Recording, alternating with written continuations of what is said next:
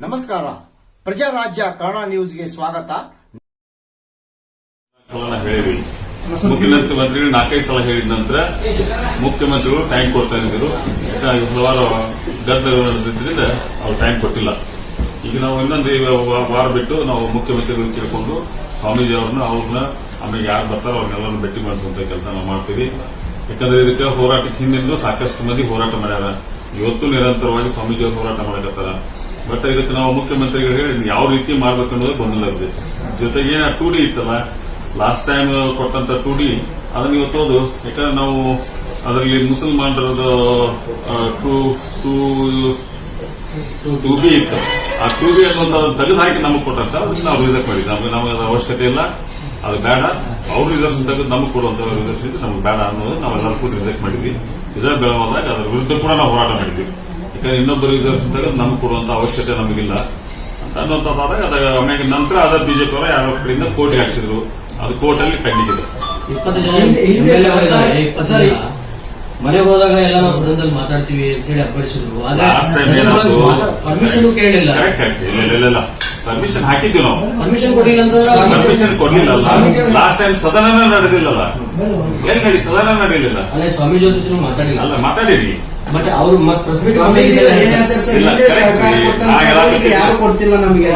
ಹೇಳ್ತೀನಿ, last time ಸದನದಲ್ಲಿ ನಾವು ಕೇಳಕ್ಕೆಲ್ಲರೂ ಅಪ್ಲಿಕೇಶನ್ ಹಾಕಿದ್ವಿ. ಬಟ್ ಸದನ ನಡೆಯಲಿಲ್ಲ. ಎಲ್ಲ ಲಾಸ್ಟ್ ಟೈಮ್ ಸದನ ನೀವು ಮಾಧ್ಯಮದವರು ಅಷ್ಟು ದಿನ ಟೀಮ್ ಇದೇ ಸಂಜೆ ಮಠ ಏನ್ ಕೊಡ್ತೀವಿ? ಒಬ್ಬರು ಕ್ವಶನ್ ಇರಲಿಲ್ಲ, ಒಂದು ಟೈಮ್ ಎದಕ್ಕೂ ಕೊಡ್ಲಿಲ್ಲ. ಕಂಟಿನ್ಯೂ ಆಗಿ 3 ಹಗರಣ, ವಾಲ್ಮೀಕಿ ಹಗರಣಗಳೊಳಗ ಸದನ ಸರ್ ಮುನಿರತ್ನ ಅವರಂತರೂ ಮಾತಾಡಿದಂತಂತೂ ಬಹಳ ದೊಡ್ಡ ತಪ್ಪು. ಯಾವುದೋ ಒಬ್ಬ ಸಮಾಜದ ಬಗ್ಗೆ ಯಾರೋ ಇರಲಿ ಅಷ್ಟು ಕೀಳವಾಗಿ ಮಾತಾಡುವಂತದ್ದಾಗ್ಲಿ ಅಥವಾ ಅದು ಮಾತಾಡುವಂತದನ್ನ ಸಹಜವಾಗಿ ಯಾರು ಅದನ್ನ ಒಪ್ಪಂಗಿಲ್ಲ. ಯಾಕಂದ್ರೆ ಅವ್ರು ಮಾಡಿದಂತ ತಪ್ಪು ಅನ್ನುವಂಥದ್ದು ಸಂದೇಶ ಈಗಾಗಲೇ ಇಡೀ ರಾಜ್ಯಕ್ಕೆ ಹೋಗೈತಿ. ಅದು ತಪ್ಪೇ. ದ್ವೇಷ ರಾಜಕಾರಣ ಮಾಡ್ತಿದೆ ಅನ್ನೋ ಒಂದು ಆರೋಪನ ದ್ವೇಷ ರಾಜಕಾರಣ ಅನ್ಸುತ್ತೆ ನಿಮ್ಗೆ? ಅವ್ರು ಬಿಜೆಪಿ ಅವ್ರು ಮಾಡಿದಂತ ದ್ವೇಷ ರಾಜಕಾರಣ ಅಂತ ನಾವ್ ಯಾರು ಮಾಡಿಲ್ಲ. 1% ಇಲ್ಲ ನಮ್ದು.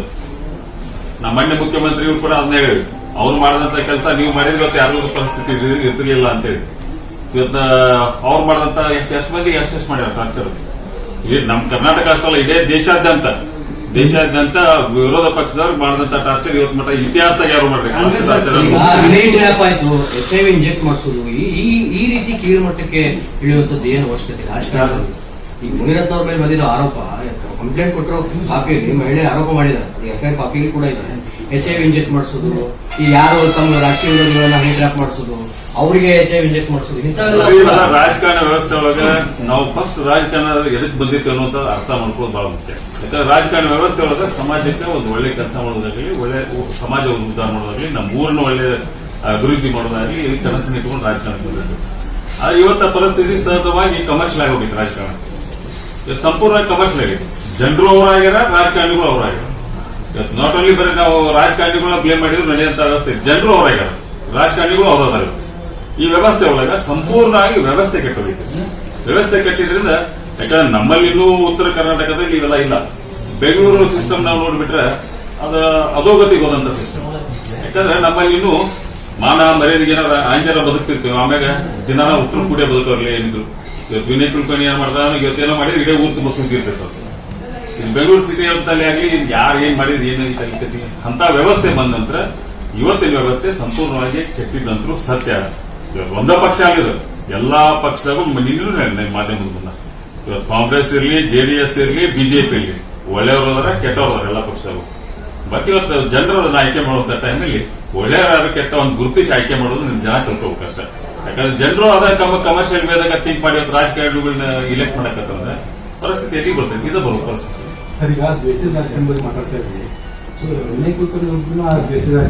ನಾನೆಲ್ಲ ಸಾಕ್ಷಿ ಮತ್ತೆ ಇನ್ಯಾರು ಬೇಕು ನಿಮ್ ಕಣ್ ಮುಂದೆ ದೊಡ್ಡ ಸಾಕ್ಷಿ? ಇವತ್ತು 4 ವರ್ಷ ಆತ್ ನಾವು ಹೋಗ್ಲಾರ್ದು.